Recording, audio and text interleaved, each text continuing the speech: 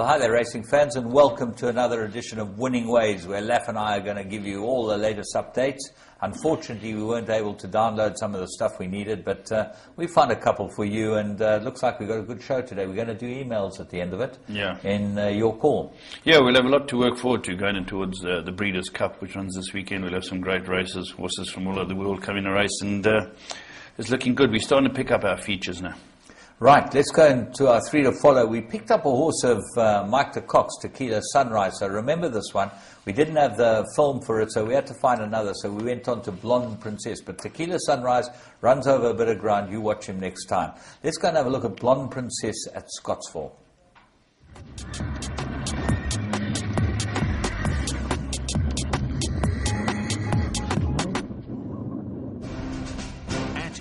We know from our successful partnership with Mike de Kock that getting the best from your horse is largely related to training and nutrition. However, successful racehorses generally come from successful stud farms who focus on optimum nutritional support for growing foals and young stock. And we are therefore excited to announce the launch of our new EPOL Stud Muesli Feed. This feed has been developed by Dr. Rensha Moller, a leading veterinarian and horse nutritionist, and incorporates the latest global nutrition trends to produce a premium, top-quality, proven stud muesli recipe. This stud muesli feed is designed to be fully balanced and nutrient-dense and provide your mares, stallions, and growing foals with complete breeding nutrition for future success. Of course, we expect that this is what you have been waiting for. EPOL Stud Muesli Feed. Available now. Right, we're going to go to Scottsville, as we said. Blonde Princess, 1,200 metres. If it had been 1,000, this would have dawdled in. We think she's quite a good filly, this filly. Let's go and pick her up down the inside in famous Mike de Stone's colours. Those purple. Mark Datum's colours, yeah. That's right. This horse, I thought, was possibly the right horse, looked the horse to beat.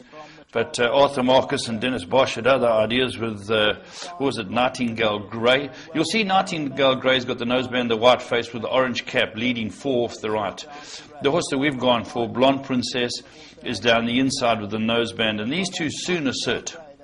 Absolutely. Well, Blonde Princess, in fact, looks like she's home and hose. They're going through the 900, 800 now. They've got the rest under pressure. Ole Ole next door to her. Only Nightingale Grey seems to be going well enough at this stage to be able to be in the race with some sort of a fight. The horse that ran 4th, Just Jazz, and that was fancied in the betting. That's there as well at this stage, but drops out of it. And here, there's only one horse going to win it. Yeah. It does look like Blonde Princess has got them absolutely cold. Running to 350. Blonde Princess being punched out down the inside. Arthur's gone for a couple of smacks on Nightingale Grey. And funny enough, the Apprentice having his first ride. The horse in 3rd, Olele with the white blinkers, is the kid Carstens' first ride. But here... Xavier. Sorry? Xavier Carstens. Xavier Carstens. First ride, 3rd. Well done to him. But yeah, Sean's going to win it. But Arthur has other ideas. Yeah, Marcus is just unbelievable. He produces them at the right time. He had the worst of the draw. Everything was against him. It went on to win, but we think that the second one is worth being with Blonde Princess, especially over 1,000 left. Yeah. I think that's a game. Let's go Kenilworth, 27th of October, 1,200 metres down the straight. It was race 2, and we found a first-timer called the Witch Doctor from the Glen Cotson Yard.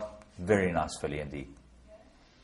Yeah, here it is. Interesting, there's a beautiful horse running here, a filly called Pounce, who was confidently back to win it, running in Mary Slack's Wilgebos drift colours, black with the red cap. You'll see it up the middle.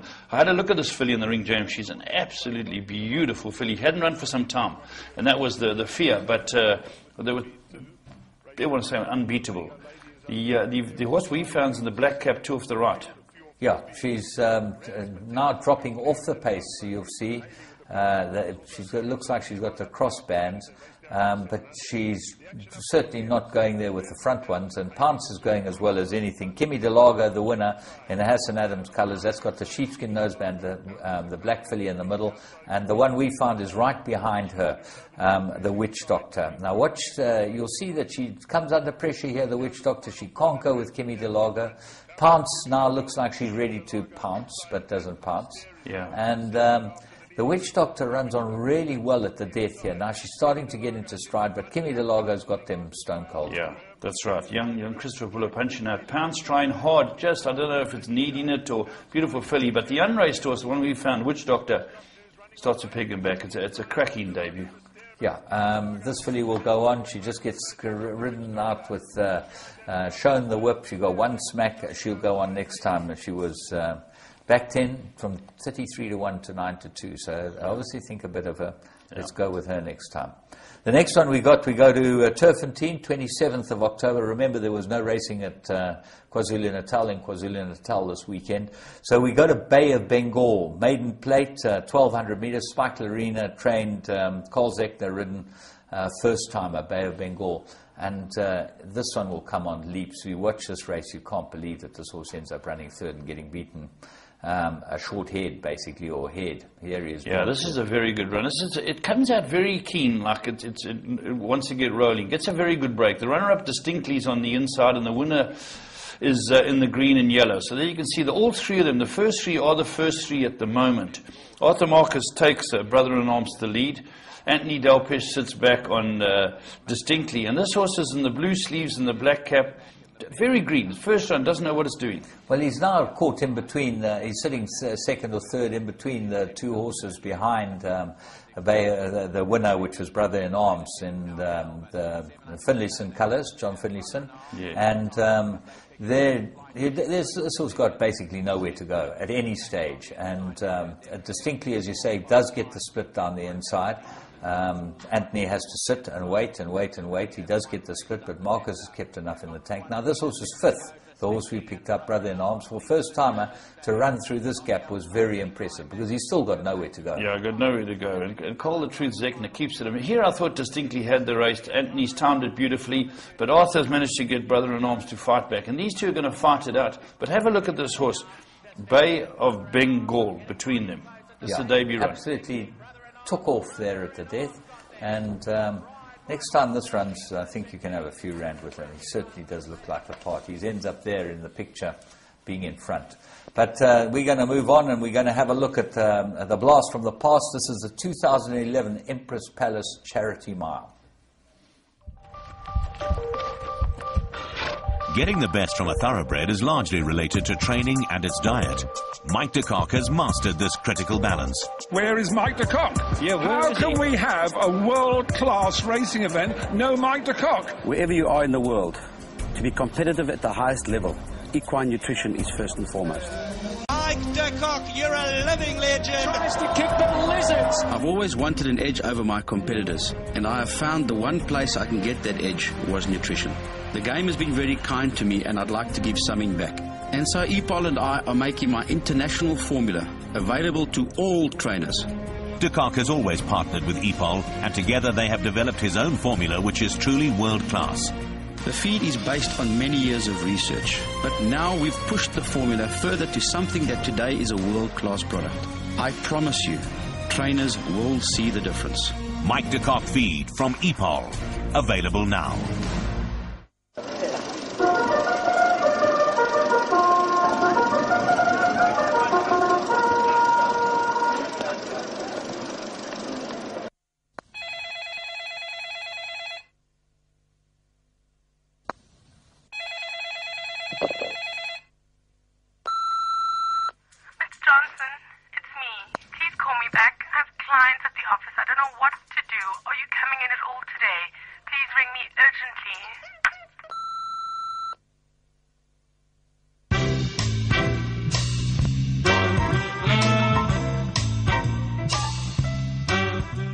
Kinematic Countess goes in.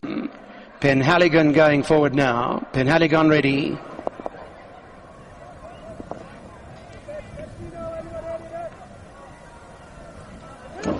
And away they go from the 1400 metre mark in the Empress Palace, ready to run cup, the race worth 2 million rand today. Out well, Blaze of Fire. That goes up there to be the leader with Tony's Tipple on the inside. Racing away in the third spot is Penhaligon. They 2 lengths off the leader. Extra Zero is further back in the field, back about 3 lengths off them with Americano, who's now racing in after that lot. They followed by Acapella, who's now racing outside of runners, and about 4-5 off the leader. Then Kidamatic Countess, who's got 6 lengths to make up. She's the Club Queen, is also further back in the field with Saucy Savannah. They about 7 or 8 lengths from the leaders in running as well, with Moe Magic is in behind that lot. They 9 or 10 off that leader. Then it's Red Barrel in the yellow cap is over to the inside. Frontino Gold's in the black sleeves and black cap. They further back. Moe Magic again behind those. So Penhaligon in the grey now with 500 to go. Blaze of Fire is still right there, followed by Extra Zero. Tony's Tipples after that. Red Barrel looking to make it up on the ground now on the inside, running rail in the yellow cap. Red Barrel coming at Blaze of Fire. Extra Zero is there as well with 200 metres left to go. Blaze of Fire. Red Barrel on the far inside looking to run on now, and Red Barrel coming home well. Extra Zero's there in the middle as well. It's Red Barrel on the far side, who's the champion today as they go to the line. Red Barrel won it from Extra Zero. Behind that, back in the third spot, Blaze of Fire, and behind that was Frontino Gold. Well, not the Emperor's Palace Charity Mile, but from the same day is the Ready to Run Cup, which is worth 2.5 million rand. And that was Red Barrel last year. It's caused a lot of sensationalism, this Ready to Run Cup, hasn't it? With 2.5 million rand stake. It's the second biggest stake in South Africa. Absolutely. For 3-year-olds. And it's no bigger than a graduation plate. Yeah, so it's all 1 and 2 time winners. Horses that galloped last year. And as you saw, Red Barrel was the winner last year. Well, hasn't run again, James, has he? He hasn't run again. I haven't seen the horse run again. Hasn't run again, but he won it last year. And there was Extra Zero in the race. There's some quite decent horses. Some decent horses come out of it, but... That's what we're looking forward to this weekend. Not only will we have this race, but the Empress Palace Charity Mile is huge as far as charity is concerned. It's the biggest, I think this is probably the biggest race day on the calendar. Yeah. As a race day for bringing an awareness to racing. You've got the July and the Met and whatever, but we have all these celebrities here. Yeah. They get tremendous television coverage. Princess Charlene from Monaco, she's coming over to join us. She'll be there. I'll get to see her dad. Mike, he doesn't miss a race meeting. Mike Woodstock, yeah. Yeah, he won't miss. It'll be, if you can get there this weekend for a great day's racing. It's the third, and some top horses will be running as well. But James, let's move on. Let's move on and have a look at our plum of the week. This is the finest fabric money can buy. Done. When you walk out of here, heads will turn. Care for a glass of champagne, sir?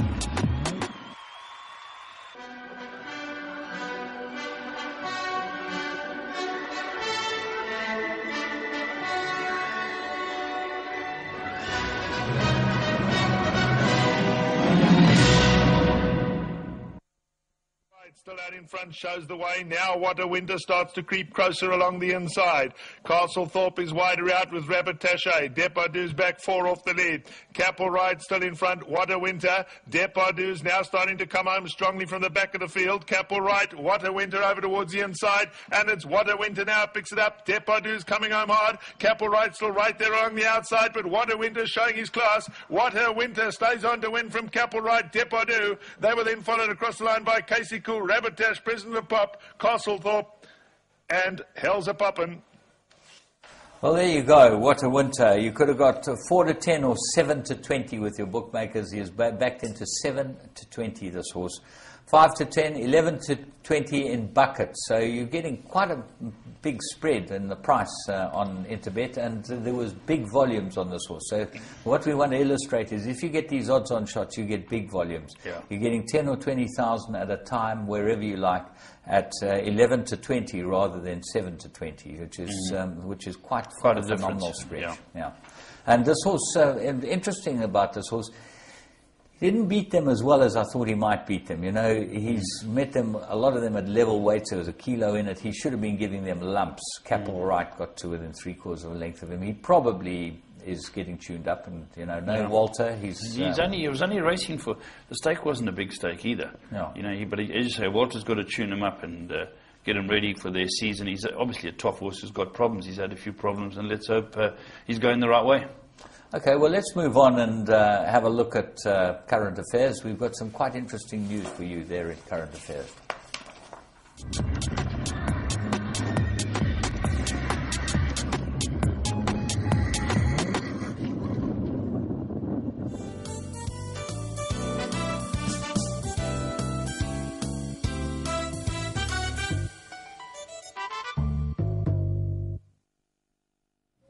Yeah, here we go, current affairs, but only one group race during the week. You know, the rain's playing havoc right around the country, but on Tuesday night they managed to have the Yellowwood Handicap, and it's a Group 3 race. And unfortunately the Gremlins have gone, and we haven't got a copy of the race, but James, it was the only one of the week. Yeah, 1,800 metres, 9 furlongs turpentine on the old course. Paul Peter ended up winning it. He's had a bit of a quiet time, but started to come right again. And this filly, Enchanted Kingdom, she raced in KwaZulu-Natal last year. Dennis Bosch, I think, had looked after her for Paul, and she looked like she was quite useful.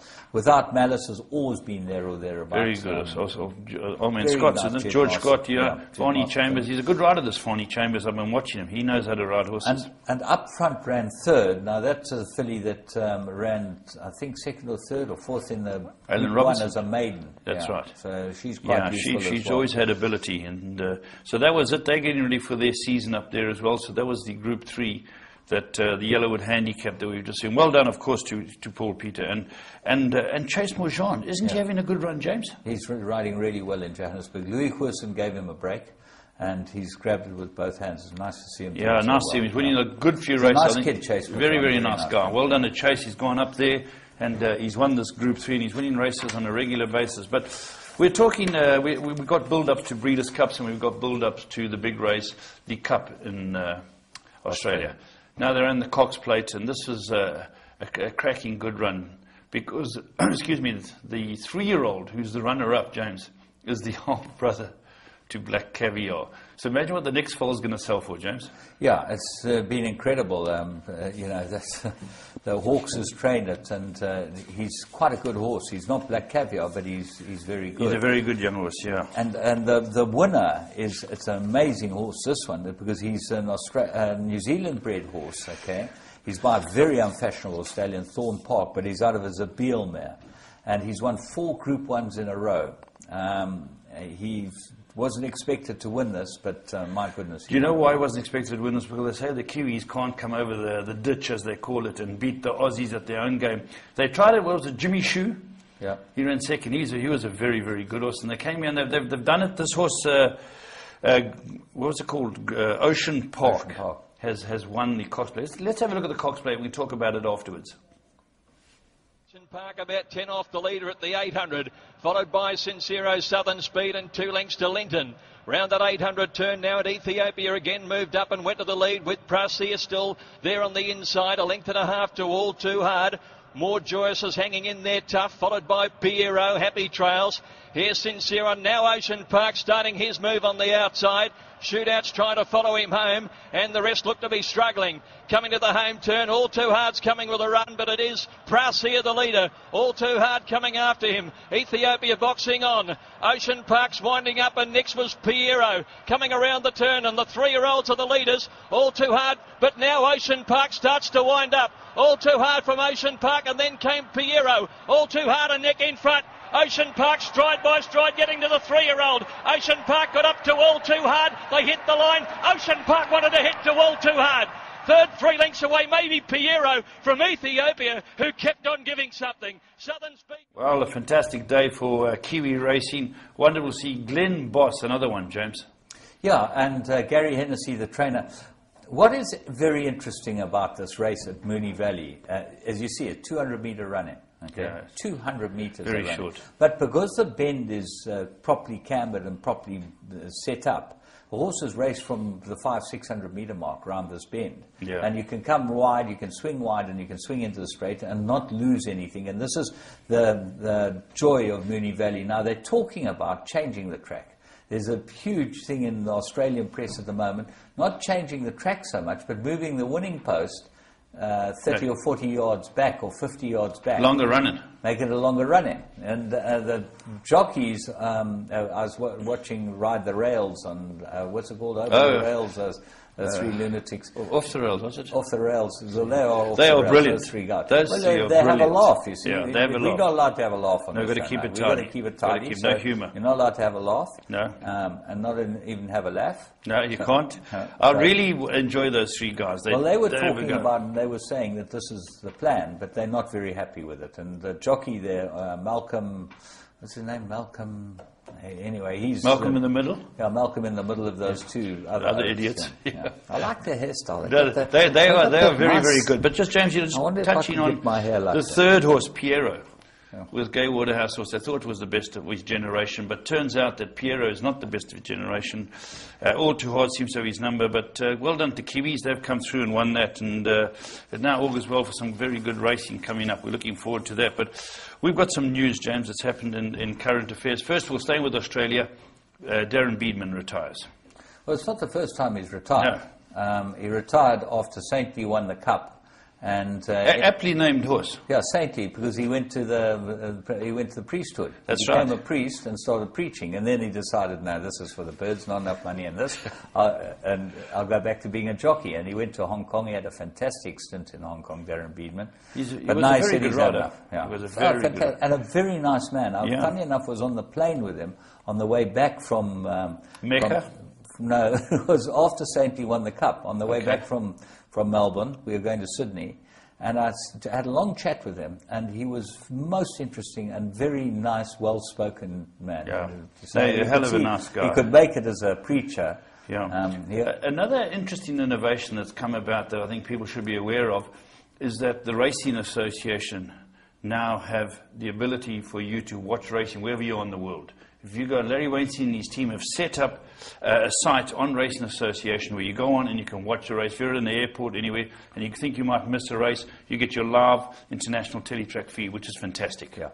Yeah. And also, James, you can go on and look at in the archives. Well, yeah, you can go and archive anything you want, but what is interesting is that Johnny Stark, our sponsor, Interbet, are putting it on their Mobi and on their site as well. So Fantastic. You're going to, in the next couple of weeks, you're going to be able to have a bet on Interbet and watch the race, no matter where you are. That's fantastic. So you don't have to, you know that I can't stand when I'm sitting in the restaurant. You can't stand when you're sitting. No, I can't stand when I'm sitting in the restaurant and they're watching the rugby. You know those scarves. Yeah, couple of those them. And I scarves. said, please change it to channel 239 because I want to watch a race.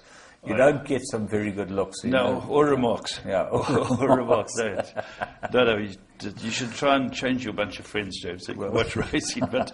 But good idea. Well done to the Racing Association, and of course, well done to Interbet. It's wonderful that we can follow our racing. A lot of people can't get to watch their horses, but now you can watch your horse just about anywhere in the world.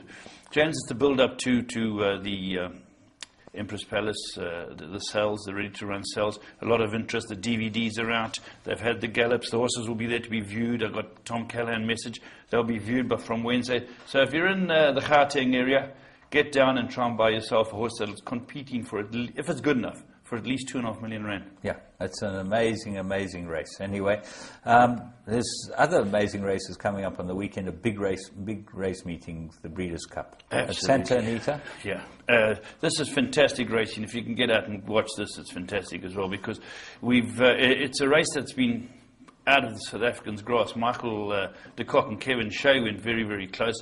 They were runner-up to Conduit, and there's such great racing that I think they're going to try and find out who are the best horses of their generations. And Bob Baffert, they say, is taking a very, very strong hand to these races. Interesting that they've proposed that no Lasix on the 2-year-olds in the 2-year-old races. This anti-Lasix movement's going a long way, and our own vet John McVeigh spoke against Lasix at a conference recently. Animal Kingdom is running in the Breeders' Cup Mile. Now, you'll know we sort of like our horse because he's involved with Barry Irwin, you know. Correct. He's a big owner here. So he's going for the Breeders' Cup Mile, and he hasn't run for quite a long time, Animal Kingdom, but I saw he was warmed up in a 5-furlong sprint at his training centre at Fairgrounds, so he's in good form. Yeah, it'd be some wonderful racing. You've got to try and watch that racing. We've got really good racing coming up. What else is coming up, James? What we saw last week on the weekend was we might have seen the Guineas winner in this horse, King's Barnes. Now, King's Barnes is named after that very famous golf course in Not Scotland. Lionel Barnes. No, there's King's Barnes. No, Okay. Lionel's he's one of the pleb Barnes. Okay? Don't use This that is word. the King Don't Barnes. use that word pleb around the police. Okay. You'll No. have to stand down. No, I especially won't. in England. Yeah, okay, well, the pleb, he's not the pleb. He's by King's Barnes, he's by Galileo. He won the Racing Post Trophy for the O'Briens. That's over a mile, Group 1. Yeah, it's one of the big preps and he might easily win it. They say he goes on any ground. Is he the new Camelot? Yeah, well, Camelot won it last year, the Racing Post Trophy, so they say this might be the new Camelot. Okay, that's It's amazing how they bring them out. It shows you if you've got money to spend on horses, you will be able to, year after year after year, buy something that can run. Yeah, geez, they had about 5 or 6 nominated for it. It's a great race. It's a great pointer. And the other thing that I saw was Flax won the Raffles Cup in Singapore. Okay, is bred by Main Chance. Now Main Chance have got another horse there called Atso, and it's Evans Racing owns this horse Flax. Okay. Okay. And he's out of Bejeweled Spring. He's by Oh yes, Savannah, out of I Bejeweled trained one of the Spring. Bejeweled Spring horses. Well, Yes. hang on to it because It was a few years before Flax. yeah, well, Flax won the Raffles Cup, which is a big race in Singapore. And the other thing is, I notice you're still with us, which is very surprising because I think you're one of the best presenters around. Thank you. And the Channel 4 team has been named. Oh yes, yeah. What is the story there, James? That is an interesting story because it was BBC, wasn't it? It was, BBC had the contract to do all those race meetings, and now Channel 4 have got the contract and they've named their racing team. And the racing team does not include myself. Or Laff. Yeah, it was close though, James. Which is, look, we got an invite to submit. But I just thought I liked But what's interesting is that John McCurrick, who's 72, hasn't been included. Now, John McCurrick has been called the face of racing, and he's saying, what's ageism? Ageism. I think it's a great word. It's a great word. You know, they've been left out because of ageism. Funny enough, we're also losing Derek Thompson, who is a very good commentator up north. We're losing Mike Cattermole, who I think is an excellent commentator and presenter. Those are people that are going. Nick Luck's come in. Rishi Pashad stands her ground. There's Richard Hoyles. Yeah, Richard Hoyles will stand. They're only using the Aussie commentator because he's the only one over 50. Now that McCurrick's gone. Jim McGrath. Jim McGrath, as an analyst. They're only using him as an analyst. So they've really... They've trimmed it up. John I think Claire Balding's going to head it. She's heading it with Nick Luck. They're the two. He got the luck. Yeah, he got the Nick luck. got the luck. But it is interesting to see if it's going to make any difference or if there's going to be a lot of unhappiness, because I think I seem to recall that most of the racing people like presenters who have some experience, who have been around and can talk about things that happened 20 and 30 years ago because they know that those things happen. And using Jim McGrath as an analyst seems a shame because he is the best man on television in England. He's very, very good, you know. Their team's very strong. Let's not kid ourselves. It's a very... Rish Bashad's polished, Claire Balding's very, very good. So they've got a lot of very good presenters, and having to cut... Claire's over 50. No. She must be pretty close. No, it's only him and our friend McCurrick. So McCurrick's up in arms about it. He's in America on holiday when they interviewed him, and he really was fobbed off that he wasn't included. But I'm a little disappointed a guy like Mike Cattermole hasn't got in because he's tops. Because, they're going to probably use Holt, and they've got a couple of other... But they've got a big team, but there's only X amount of people they can use, James. Yeah. Anyway... And what about Tony Millard? His big horse is back. Yeah. And he's got Ambitious Dragon. Ambitious Dragon's come back and won in Shoney's and fine style. So well done to Tony Millard. Who wrote it? He had a new rider. Zach Zach Purton. Zach Purton, P-U-R-T-O-N. Yeah, Zach Purton. I think he might be a New Zealander or an Aussie. Something like that, yeah. He rode the horse, so it looks like Dougie's got the Spanish archer, Aldo. Yeah, he became the unambitious dragon. Yeah. Yeah, so he's had a few riders down there, but well done to him, well done to Tony. The big horse is still the big horse down in Hong Kong. Hong Kong. Let's move on, and we're going to be having a look at the emails. Gavel House is a website that is selling horses every day. It is independent, proven, and reaches places most others can't. For just 500 Rand, you can advertise your horse until sold, where buyers and sellers deal direct and pay no commission. So why wait for an auction when we can do it all for you at gavelhouse.com.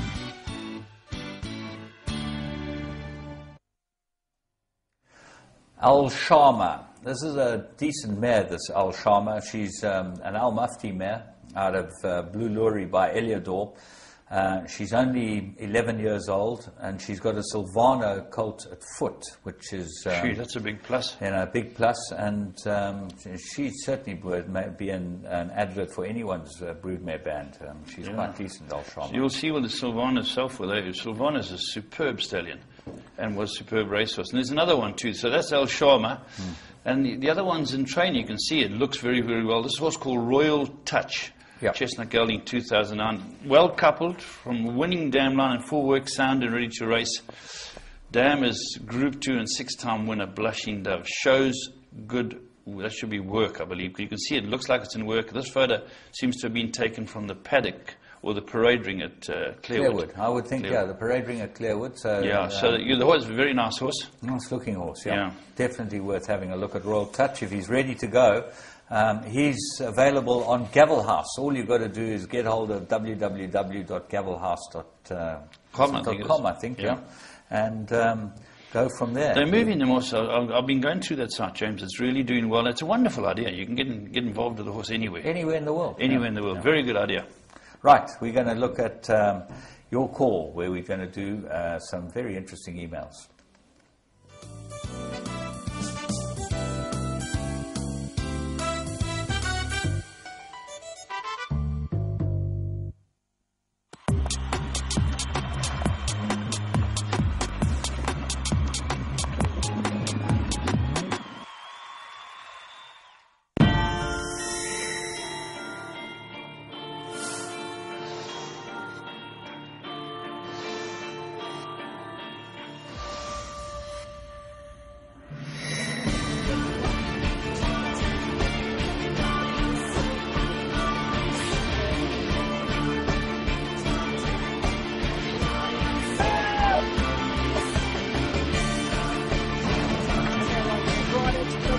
Second position, but Military goes and giving them a bath. That's one of the biggest minions I've ever seen. Grace Valana, the leader. Grace Valana. Grace Valana.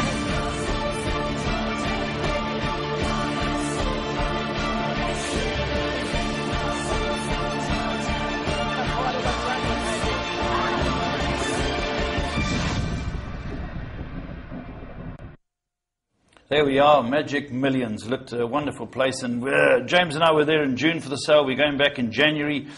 But let's get on to the letters that are coming from different people, and we get straight into them. We got one here from Joseph Jacobs, who came and spoke to me the day this happened. Was at the races. It was Saturday the 7th of October. For those who need refreshing, it was the day the Arc de Triomphe was won. He said he decided to attend a race meeting at Clearwood. He went down there. And he said, I complained to Paul about some issues. He did come and speak to me.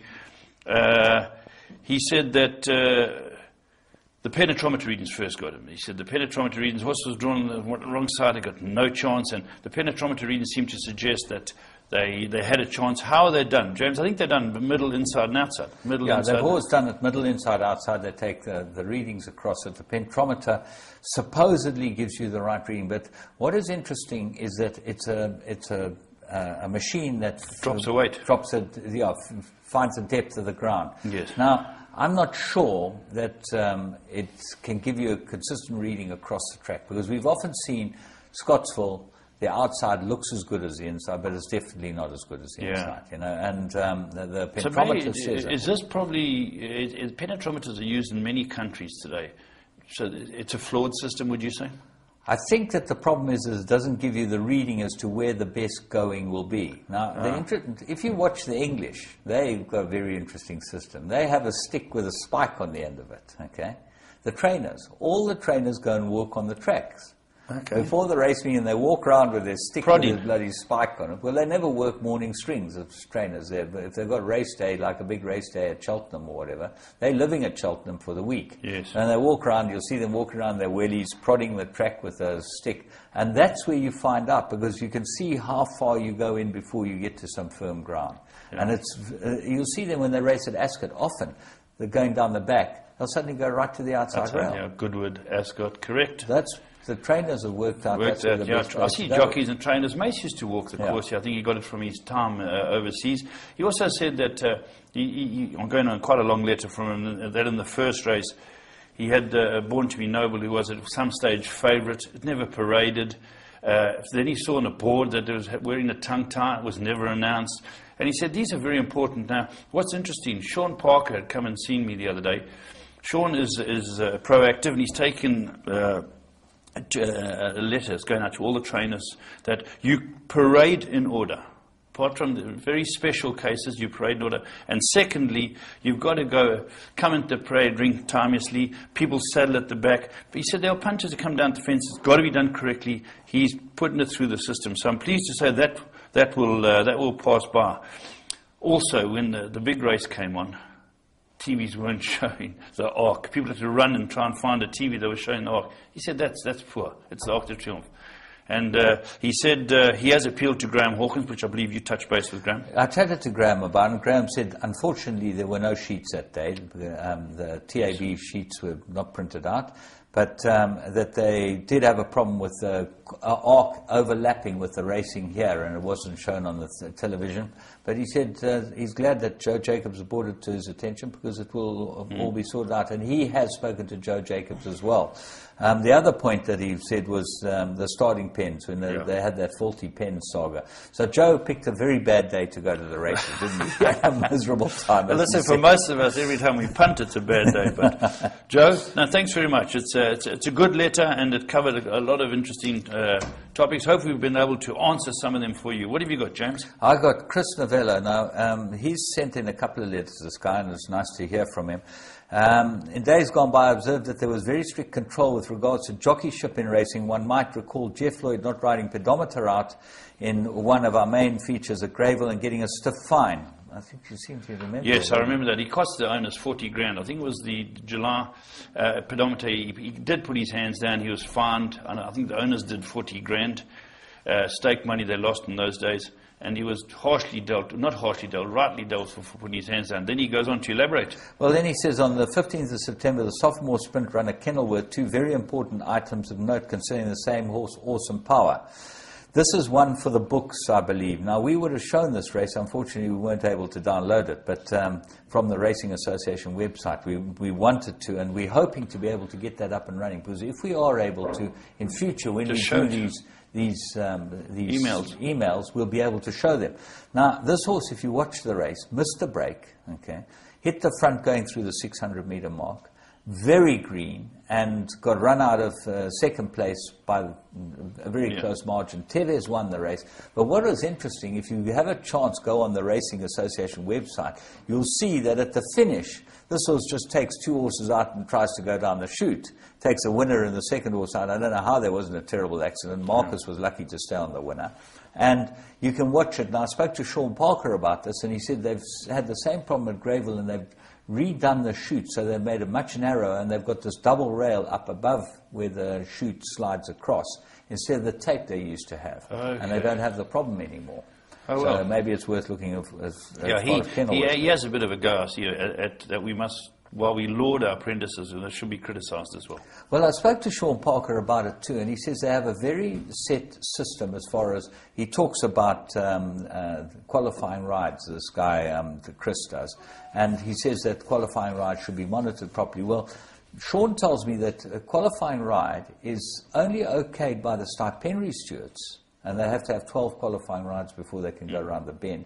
If the guy jumps the horse out and gets it in the race, it's no good him sitting at the back of the field and lobbing along and then punching the horse down the straight. He's got to be in the scrum. They want to see how he handles being in the scrum. So that's how they get it. And he says that he has these regular days where they go up to the academy and they sit and they watch a whole lot of races with all these apprentices, and they try and teach them what they expect out of them, and try and instill in them that this is big business. Yeah. So I think that the chief stipe, Sean Parker, he's very approachable, and I had a chat with him this morning. It was very interesting talking to him about it. But they do have a system, and let's face it, they produce a lot of good riders. Oh, gorgeous, yeah. So obviously it works. All right, let's move on. Here's one we touched on a few weeks back, but we're just adding to it. It was from Gary Wilson talking about the sales in the Met. Now, James, you've done a bit of digging as well as I did on that day. Basically, what's happened is we've always had the sales sort of the Thursday and the Friday before the Met. People from all over, from overseas come over.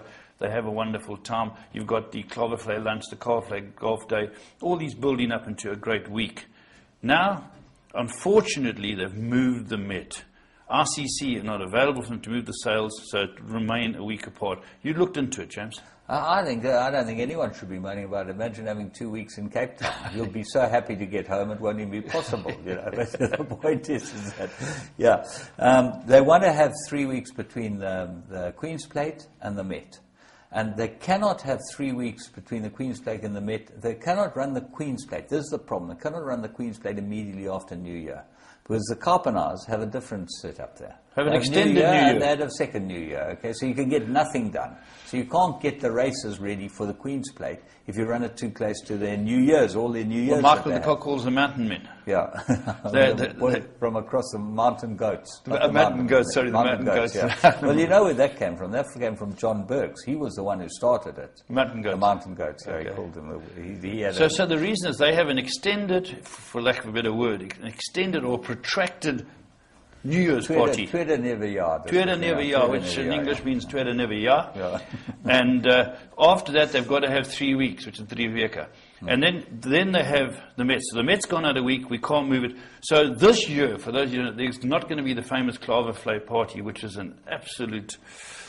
it takes you about 6 months to recover from it. I've seen you That's off. right. Yeah. They're still going to have their Monday golf day. They're still going to have their clients there for the sales, but the sales will finish. It'll go into the Cape Flying Championship. Then you've got a week into the Met. So thanks for that news. That's the news that's unfortunately changed. It will go back to normal next year. But yeah, they've been able to organise it next year, and from there onwards, that it remains all in the same week. Let's go on to Rajan Moodley. I feel sorry for this guy. Why is it? Nottingham Forest fan. Oh.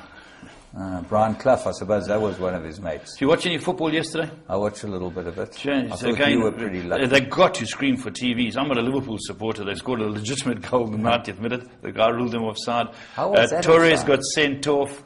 He shouldn't have got a yellow for that. They said he dived. And it just brings these decisions in. I actually tweeted on my tweet. I have a tweet, Twitter, whatever, Twitter or whatever it is. But I tweeted that if they spent as long fixing guys that have cramp in soccer on the rugby field, okay, we'd never finish a rugby game.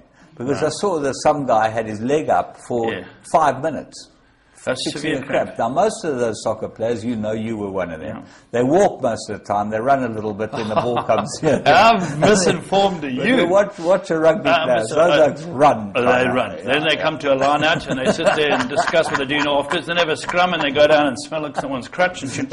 Okay, we'll push when the ball comes in. We wait. No, the front's fallen. Footballers have put those machines on them. Yeah, they walk for about 6,000 meters. How far do you think a footballer runs?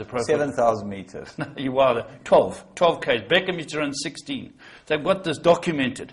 Do you tell me Beast runs 12 Ks? At least. Not in a month. At least. Not in a month. Not in a month. Listen, we want to talk about the Sharks. Well done to Western Province supporters. You deserve to win.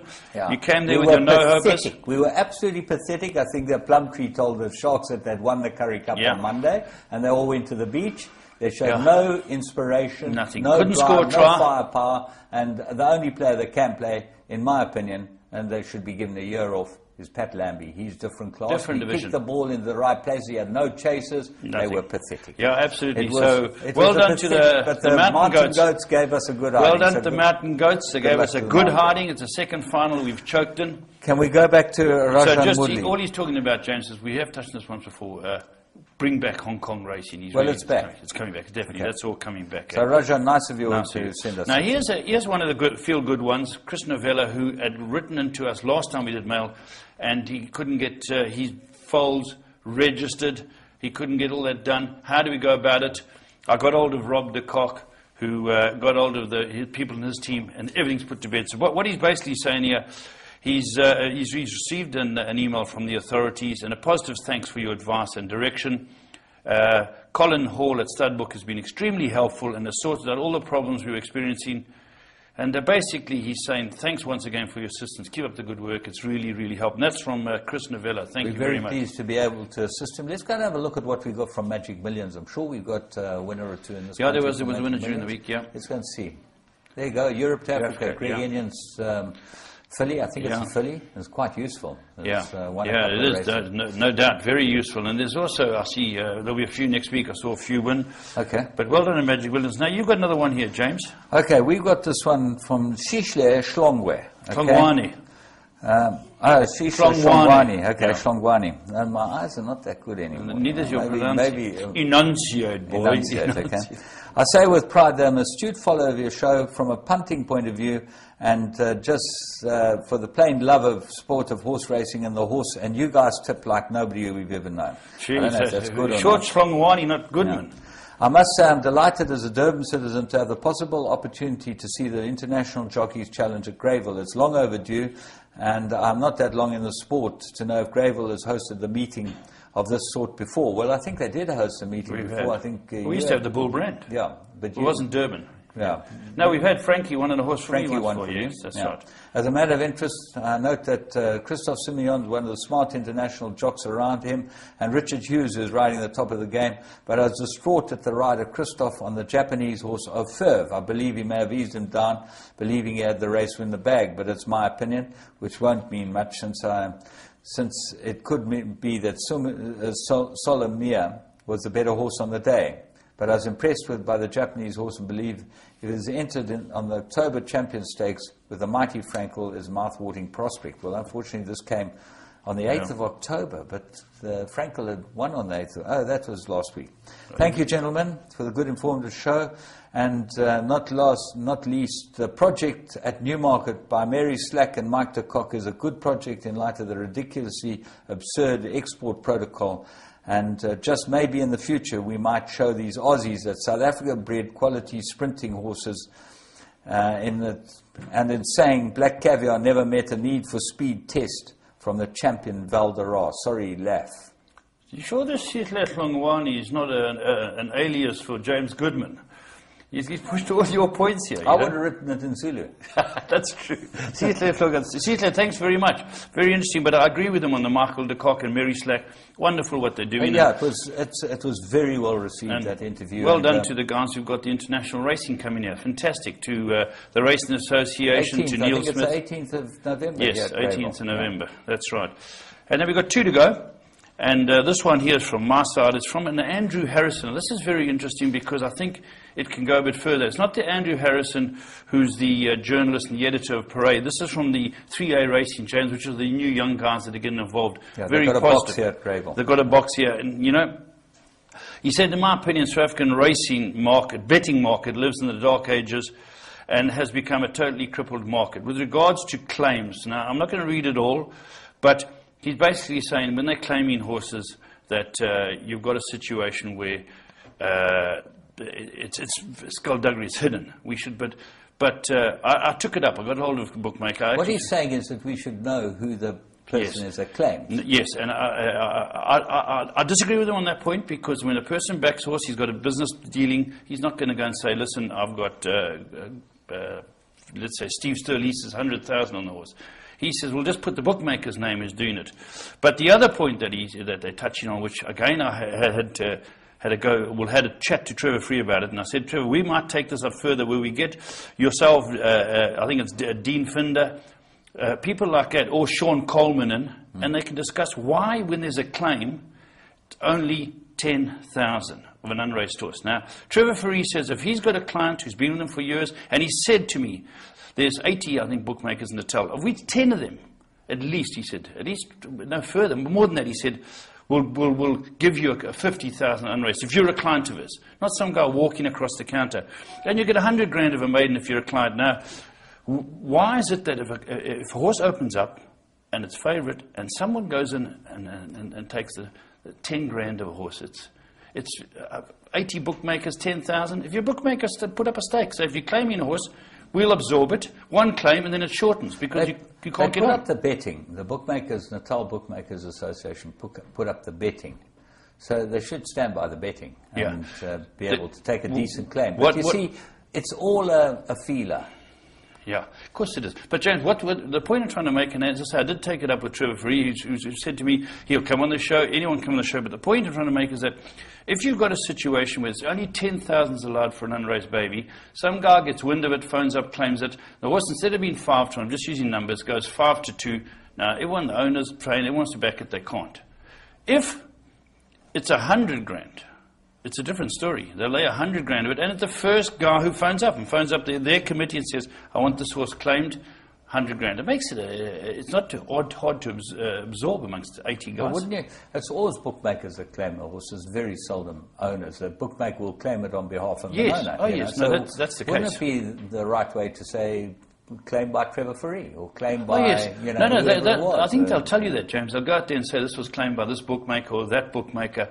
But this young guy, Andrew Harrison, is saying, listen, it's a topic for discussion. Sure. Come in here and say, tell us why you don't give 100 and why. You know what they're worried about?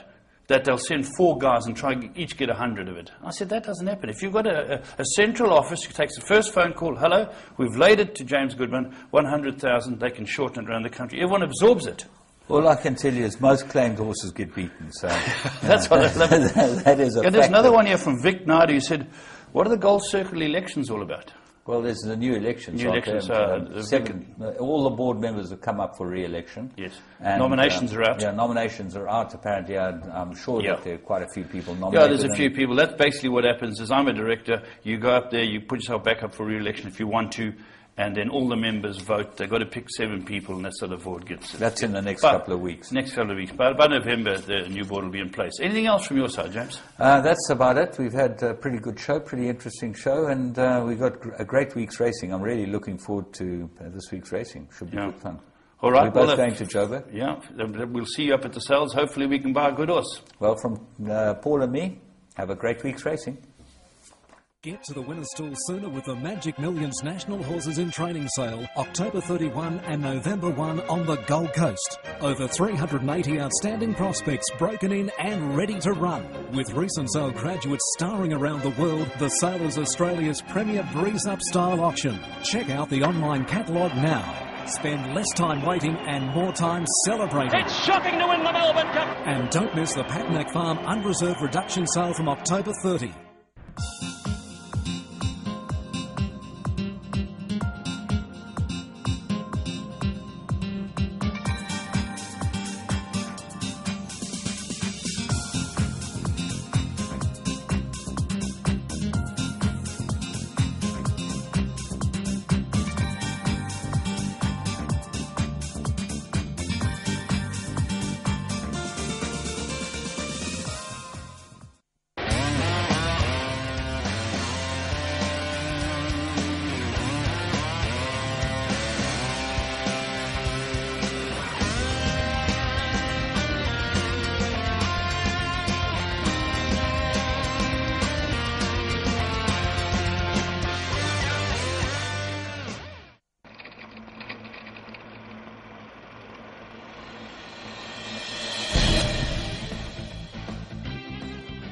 Interbet gives you a unique perspective on the event you wish to wager on.